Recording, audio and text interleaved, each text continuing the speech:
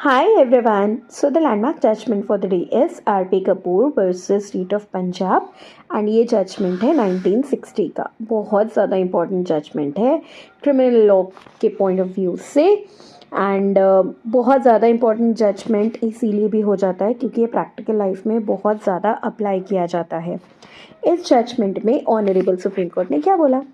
इस जजमेंट में ना ऑनरेबल सुप्रीम कोर्ट ने ये बोला कि आप एक एफआईआर को क्वैश कब कब कर सकते हो, कब कब एक एफआईआर का कोई मतलब नहीं रह जाता। सिचुएशन नंबर 1, जब किसी इंसान के अगेंस्ट कोई एविडेंस ही नहीं है।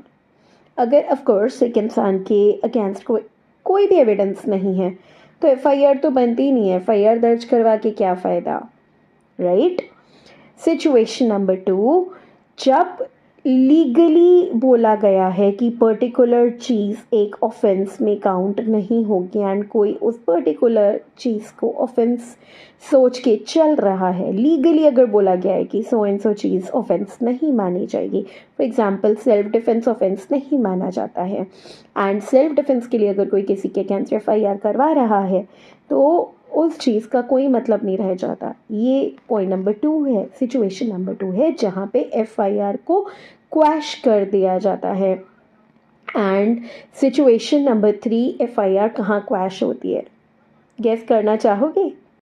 सिचुएशन नंबर 3 वो है जहाँ पे एलिगेशंस तो हैं लेकिन एलिगेशंस जिस चीज़ के लिए लगी हैं वो बेसिकली ऑफेंस को सपोर्ट ही नहीं कर रही है। जो भी ऑफेंस है वो, जो भी कोई बंदा जो भी एफआईआर दर्ज करवाने आया है, जो भी अगर वो बोल रहा है कि XYZ पर्सन ने एक ऑफेंस किया है, इसने ये गलती की है, वो गलती की है, भले वो कितनी भी एलिगेशंस लगा रहा है लेकिन वो एलिगेशंस उस ऑफेंस को सपोर्ट ही नहीं कर रही है।